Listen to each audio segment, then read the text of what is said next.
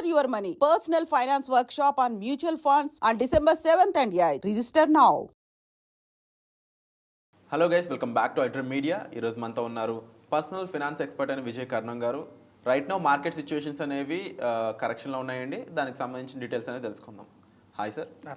Sir, market correction జరుగుతూ ఉంది. మెయిన్గా ఇంపాక్టింగ్ రీజన్ అనేది అదానికి సంబంధించిన ఇష్యూ నడుస్తుంది కాబట్టి దాన్ని మెయిన్గా ఆయన సిమెంట్స్, పోర్ట్స్ చాలా రంగాల్లో ఉన్నారు. అది మేజర్ రీజన్ అవుతుంది అనేది కూడా తెలుస్తూ ఉంది ఇక్కడ. What is happening, what about to happen అంటారు?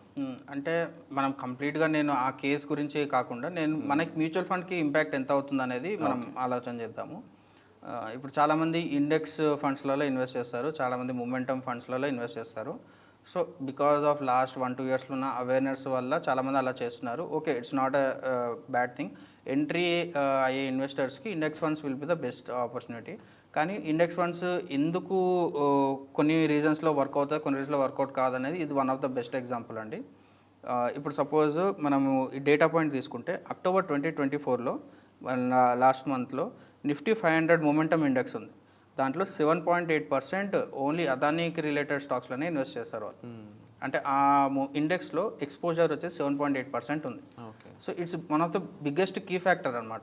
ఇప్పుడు ఈ కరెక్షన్ అనేది ఆ ఇండెక్స్లో ఇన్వెస్ట్ చేసిన వాళ్ళకి ఇంపాక్ట్ పడదా అంటే పడుతుంది, డెఫినెట్గా పడుతుంది. కానీ వేరే ఎక్కడైతే యాక్టివ్ మేనేజ్మెంట్ ఉందో వాళ్ళు దీనికి ప్రికాషన్స్ తీసుకుంటారు. సో ఇది వన్ ఆఫ్ ద రీజన్ అనమాట. అండ్ నెక్స్ట్ థింగ్ వచ్చేసి ఒక మంచి పర్ఫార్మింగ్ ఫండ్, అంటే దానికి ఈక్వలెంట్గా పర్ఫార్మింగ్ ఫండ్లో అక్కడ 7.8% ఎక్కడైతే కరెక్షన్ వచ్చిందో, అంటే ఇంపాక్ట్ పడ్డదో అక్కడంతా కాకుండా ఇక్కడ జస్ట్ 4% మాత్రమే కరెక్షన్ వచ్చింది అనమాట. సో అందుకే మనం యాక్టివ్ మేనేజ్మెంట్ ఫండ్స్ని ఇగ్నోర్ చేయొద్దు. Index funds are good for short duration. Bull మార్కెట్లో ఇట్ విల్ బి అది మంచిగా పర్ఫామ్ చేస్తుంది. కానీ లాంగ్ డ్యూరేషన్లో మనం ఎప్పుడైతే చేస్తున్నామో active funds will out perform them అనమాట. అండ్ నెక్స్ట్ వచ్చేసి ఇండెక్స్ ఫండ్స్ గురించి నేను ఎందుకు ఇలా మాట్లాడుతున్నానంటే ఇంకొక డేటా పాయింట్ చెప్తాను మీకు. 2000లో మనకు ఒకవేళ ఇదే మొమెంటమ్ ఫండ్స్ ఉన్నాయి అనుకుందాం. 2000లో మనకు ఇదే మొమెంటమ్ ఫండ్స్ ఉంటే అప్పుడు ప్రిడామినెంట్లీ మనకి ఇండెక్స్ విల్ బి అది రన్ చేసింది ఓన్లీ ఐటీ స్టాక్స్ అనమాట. సేమ్ అట్లాగే మనము ఎప్పుడైతే 2008లో మళ్ళీ చూసుకుంటే మనకు అప్పుడు ఇన్ఫ్రాస్ట్రక్చర్ రిలేటెడ్ ఫండ్స్ మాత్రం అవుట్ పర్ఫామ్ చేస్తాయి. అంటే మనకి ఇండెక్స్లో ఎక్కువ ఎక్స్పోజర్ తీసుకున్నట్టు ఇవే అనమాట. సో ఇట్లా ఉన్నప్పుడు ఎప్పుడైతే మనకి కరెక్షన్ వచ్చిందో 50% కరెక్షన్ వచ్చిందండి ఆ ఇయర్స్లో. 2000లో .com, 2008లో లేమన్ బ్రదర్స్, ఈ క్రాషెస్లో 50% కరెక్షన్ వచ్చింది.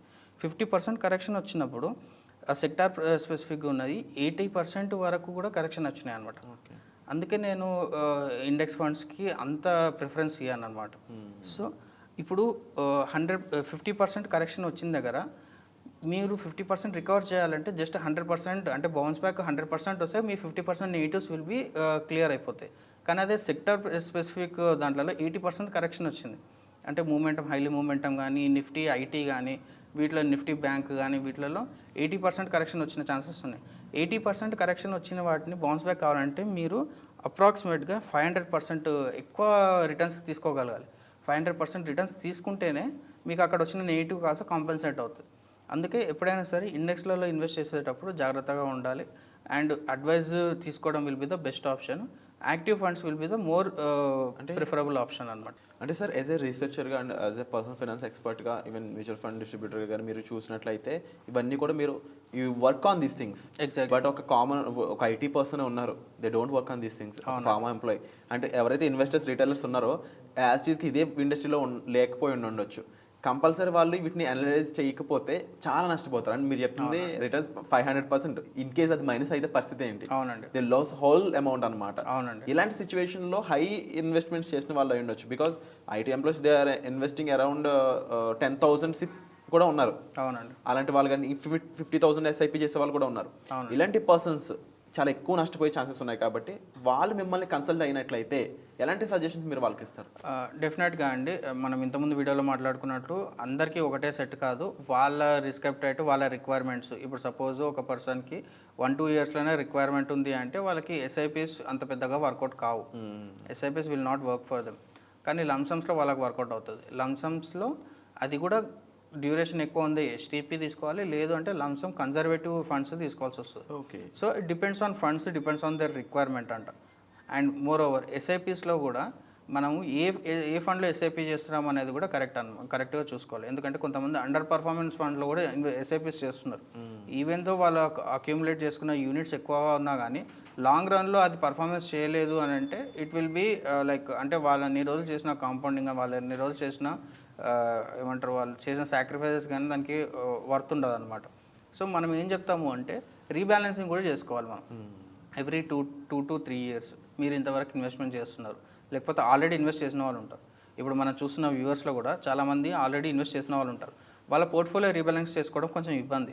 ఇక్కడ చాలా మంది కూడా డివేట్ అయ్యి ఇబ్బంది పడే సిచ్యువేషన్ ఇదే సార్, రీబ్యాలెన్సింగ్ ద ఫండ్స్ అనమాట. అది చాలా టిపికల్ థింగ్ కదా. How you handle? So thing ఏంటి అంటే ఇప్పుడు సపోజ్ ఒక పెద్ద కార్పస్ ఉన్న వాళ్ళు రీబ్యాలెన్సింగ్ చేయాలి అనుకున్నప్పుడు వాళ్ళకి మెయిన్ ట్యాక్సేషన్ ఇష్యూస్ వస్తాయండి. ఇప్పుడు ఒక 1 CR కానీ ఒక 50 lakhs కానీ ఆల్రెడీ ఇన్వెస్ట్మెంట్ చేసిన వాళ్ళు ఉన్నారనుకోండి, వాళ్ళు విత్డ్రాల్ చేస్తే వాళ్ళు ట్యాక్స్ ఇంప్లికేషన్స్ ఎక్కువ ఉంటాయి. సో అప్పుడు మనం గ్రాడ్యువల్గా ఎక్స్పోజ్ తీసుకోవాలి, గ్రాడ్యువల్గా రీబ్యాలెన్సింగ్ చేసుకోవాలి. లేదు అనుకుంటే ఒకటేసారి రీబ్యాలెన్సింగ్ చేసుకొని దాని ఇంప్లికేషన్స్కి రెడీ ఉన్నారా లేదా ఇన్వెస్టర్స్ అనేది మనం చూసుకోవాల్సింది అనమాట. అది డీటెయిల్గా మనకి 1 to 1 మనకు తెలుస్తుంది అండి. అంటే ర్యాండమ్గా చెప్పలేను అనమాట. ఎందుకు అంటే ఇప్పుడు ఒక పర్సన్ ఉన్నాడు, అతని లంసమ్ ఇన్వెస్ట్మెంట్ ఉంది, దాని నుంచి అతను రీబ్యాలెన్స్ చేసినా కూడా అతనికి రిక్వైర్మెంట్ ఇమీడియట్గా లేదు. ఇమీడియట్గా లేనప్పుడు అతనికి అప్రోచ్ విల్ బి డిఫరెంట్. కానీ ఒక రిటైర్డ్ పర్సన్ ఉన్నాడు, అతని కార్పస్ మొత్తం ఇక్కడనే ఉంది, అతను ఎక్కువ ఎక్స్పోజ్ తీసుకోలేదు, అతను గ్రాడ్యువల్గా తీసుకోవచ్చు. అంటే నెక్స్ట్ 2 to 3 years వరకు అతను గ్రాడ్యువల్గా ఎక్స్పోజ్ తీసుకోవాలి. టైం పీరియడ్లో మనం exactly over that time period ఒక ఫండ్ నుంచి ఇంకో ఫండ్కి ట్రాన్స్ఫర్ చేయడం కానీ, లేకపోతే ఉన్న వాటి మీదకి వెళ్ళి ఏదైనా వేరే స్ట్రాటజీ చూడడం కానీ, అట్లా it will be completely different approach అనమాట. అండ్ మోర్ ఓవర్ ఇది ఇండివిజువల్స్ డిఫరెంట్గా ఉంటుంది అంటున్నారు కదా. పర్సనల్ అపాయింట్మెంట్స్ అనేవి ఏ విధంగా ఉన్నాయి? మిమ్మల్ని అప్రోచ్ అయ్యడానికి స్కోప్ ఉందా, ఛాన్సెస్? డెఫినెట్గా అండి. మనం ఫస్ట్ అపాయింట్మెంట్స్ అంటే ఏ ఫండ్స్ ఏదైనా చూసుకొని ఫస్ట్ మనం బేసిక్స్ క్లియర్ చేసుకోవాలి. ఫస్ట్ మనం బేసిక్స్ క్లియర్ చేసుకోవాలంటే ఒకసారి వెబినార్కి అటెండ్ అయితే వాళ్ళకి బేసిక్స్ క్లియర్ అవుతాయి.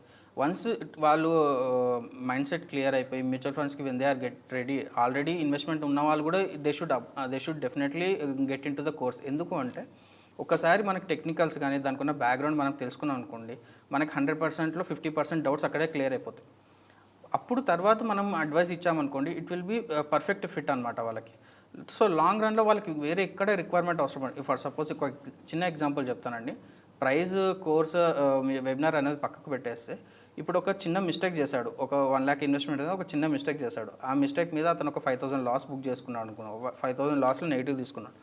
కానీ అదే మనకు ఇతను టెక్నికల్గా కానీ కొంచెం నాలెడ్జ్ తీసుకుని తర్వాత ఇన్వెస్ట్మెంట్ చేశాడు అనుకోండి, అక్కడ నెగిటివ్ బదులు ఒక 5,000 10,000 ప్రాఫిట్ తీసుకునే ఛాన్సెస్ ఉంటాయి. సో ఇది కూడా ఒక ఇన్వెస్ట్మెంట్ లాగా ట్రీట్ చేయండి. ఈ వెబినార్ కూడా ఒక ఇన్వెస్ట్మెంట్ లాగా ట్రీట్ చేయండి. సో డెఫినెట్గా లాంగ్ రన్లో you will get more benefit out of it అనమాట. So wonderful sir. ముఖ్యంగా సార్ చెప్పిన మెయిన్ పాయింట్ ఏంటి అనేది అయితే, మీరు ఏ విషయాలు తెలియకుండా జస్ట్ ఒక ఫ్లోలో ఇన్వెస్ట్ చేసి నష్టపోవడం కంటే కూడా మీరు నష్టపోబోయే అమౌంట్ని క్యాలిక్యులేట్ చేసుకుంటే ఆ అమౌంట్ మీరు రిస్క్ మేనేజ్మెంట్ ద్వారా తగ్గించుకోవడం, లేదంటే ఇండిఫరెంట్గా మీరు దాని నుంచి డబల్ మల్టిప్లై చేసుకొని మీరు ఎర్నింగ్స్ చేసుకోవడం అయినా మీరు చేయాలి అన్నట్లయితే ముందు సబ్జెక్ట్ మీద నాలెడ్జ్ ఉండాలి. ఆ నాలెడ్జ్ గెయిన్ చేయడానికి ఈ వెబినార్ అనేది మీకు 100% యూజ్ అవుతుందండి. అండ్ మీరు ఏదైతే తెలియకుండా అక్కడ అమౌంట్ పెట్టి నష్టపోయే అమౌంట్ ఏదైతే ఉందో దాన్ని మీరు ఇక్కడ ఇన్వెస్ట్మెంట్గా ఈ వెబినార్కి పెట్టినట్లయితే మీరు నేర్చుకునే ఈ నాలెడ్జ్ అనేది మీకు ఎన్నో రేట్లు అక్కడ హెల్ప్ చేస్తుంది. అండ్ మరీ ముఖ్యంగా బేసిక్ ఇన్ఫర్మేషన్ దగ్గర నుంచి మొదలుపెట్టి మీ పర్సనల్ ఫైనాన్స్ని మీరు ఓన్గా మేనేజ్ చేసుకోగలిగే రేంజ్ వరకు వెళ్ళే స్కోప్ అనేది సబ్జెక్ట్లో ఉంది. అండ్ స్టాక్ మార్కెట్ ఈజ్ ఒక వ్యాస్ట్ సబ్జెక్ట్. దీంట్లో ఒక రైట్ ప్రొఫెషనల్ యొక్క హెల్ప్ మీకు ఉందన్నట్లయితే తప్పకుండా మీరు రైట్ ఇన్వెస్ట్మెంట్స్ చేసి రైట్ రిటర్న్స్ చూసేదానికి చాలా స్కోప్ అనేది ఉంటుంది. ఒక మంచి ROI అయి ఉండొచ్చు, లేకపోతే మీ ఫండ్స్ మంచి పర్ఫార్మెన్స్ ఇచ్చే ఫండ్స్ని చూస్ చేసుకోవడం అయి ఉండొచ్చు. ఇలా ఎన్నో విషయాలు ఈ వర్క్షాప్లో మీకోసం డిజైన్ చేయడం జరిగింది విజయ్ కర్ణం గారి చేత. సో ఇలాంటి వర్క్షాప్లో మీరు పార్టిసిపేట్ చేయాలనుకున్నట్లయితే డిస్ప్లే అవుతున్న నెంబర్స్ కాల్ చేసి ఇమీడియట్గా మీరు వర్క్షాప్కి ఎన్రోల్ చేసుకోవచ్చు. Thank you so much sir. Thank you అండి.